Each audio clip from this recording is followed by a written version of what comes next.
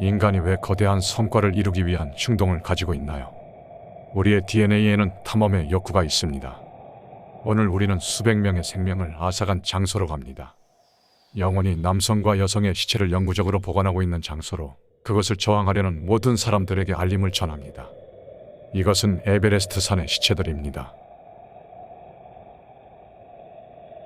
에베레스트 산은 약 8,848m의 암석, 얼음, 눈으로 이루어져 있습니다. 이것은 세계에서 가장 높은 곳이며 산악 용기자들을 위한 정말로 유감스러운 모험입니다. 1953년 5월 29일 에드문드 힐러리와 탄잔 노르게이는 영국 원정의 일환으로 처음 차기하였고 그 이후로도 수많은 산악 용기자들이 그들의 발길을 따라가고 있습니다. 지원기지는 5,300m에 위치합니다. 이곳은 얼음 과정의 제일 주요한 장애물인 발굽에 있습니다. 그 다음으로 중요한 중간 정착지는 서쪽 설악계곡 입구에 있는 1호 정기소와 2호 정기소입니다. 이곳에서 산행자들은 죽음의 지역을 지나 3호 정기소와 4호 정기소로 이동합니다. 이전부터 고고도로 인해 산소 수준이 매우 낮아 숨을 쉬기가 어려워집니다. 마침내 정상이 시야에 드러납니다. 이 여행은 약 2개월 정도 걸리지만 이것은 암석, 얼음, 밧줄, 얼음 곡괭을 장착한 상황에서 약간의 치명적인 산행기가 될 것입니다. 에베레스트 산에서 가장 유명한 얼어붙은 시체는 그린부츠라는 별명을 가지고 있습니다. 그린부츠라고 유명한 산 위에 얼어붙은 시체는 1966년에 사망한 인도인 산악인으로 추정되지만 실제로는 정확히 식별된 적이 없습니다.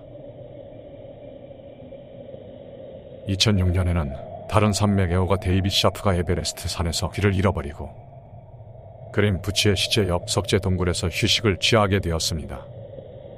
산맥 애호가들이 그것을 시체로 착각해서 도움을 주지 않았다고 추정됩니다. 이후에는 지역 산맥 애호가들에 의해 발견되었지만 그는 이제부터 일관성이 없고 심각한 서리 가격을 입고 있었습니다. 그들의 노력에도 불구하고 데이빗은 자극적인 기상 조건에 의해 사망하게 되었습니다.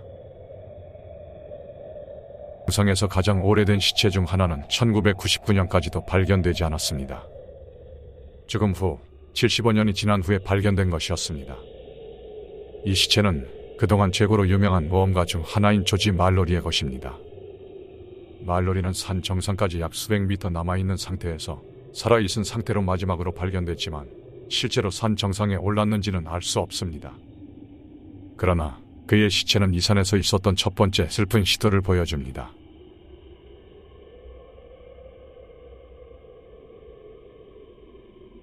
프란시스 아르센티에브의 이야기는 절묘한 슬픔을 일으킵니다.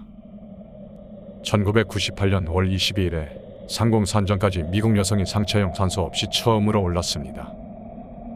그러나 그녀가 상공산정을 떠날 때 그녀의 오르막길 제자인 남편 세르게이와 떨어져 있게 되었습니다. 세르게이는 5월 23일에 캠프에 도착했지만 그의 아내는 어디서도 찾을 수 없었습니다.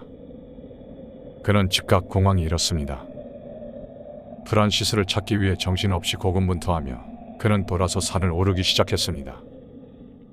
두 사람 모두 그날 밤에 캠프로 돌아오지 못했습니다. 다음 날 아침 여러 명의 산맥 여행객들이 프란시스를 발견했습니다. 그들이 거기에 도착할 때 그녀가 나를 떠나지 마 라고 속삭였지만 30분 후에 사망했습니다. 나중에 그의 남편의 시체가 발견되었습니다. 안타깝게도 세르게이는 아내인 프란시스를 찾아가는 동안 낙하하고 사망했습니다. 에베레스트 산에는 여행 중에 죽은 산행자들의 시체들로 점점 채워져 있습니다. 각각은 이 친화적이지 않은 환경에서 위험한 여행을 시도하려는 사람들에게 있을 수 있는 위험을 상기시키는 애도의 상징입니다.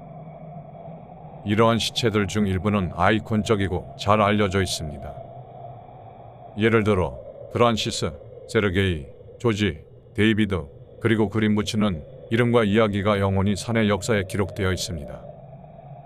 이러한 용감한 영혼들은 정상에 이르는 여행은 육체적인 도전일 뿐만 아니라 정신적인 도전도 있었습니다. 그들은 자신의 한계를 넘어서고 상상할 수 없는 장애물을 직면해왔고 이것은 모두 인생을 바꾸는 목표를 추구하기 위한 것입니다. 결국 그들은 이를 이루었고 산의 풍부한 역사와 지속적인 전설의 일부가 됐습니다. 오늘 이 영상을 시청해 주셔서 감사합니다. 오늘 이야기를 즐기셨다면 구독과 좋아요를 눌러주시면 감사하겠습니다. 보시고 싶으신 영상이 있으시다면 댓글에 남겨주시면 만들어 보도록 노력하겠습니다. 다음 이야기로 찾아뵙겠습니다.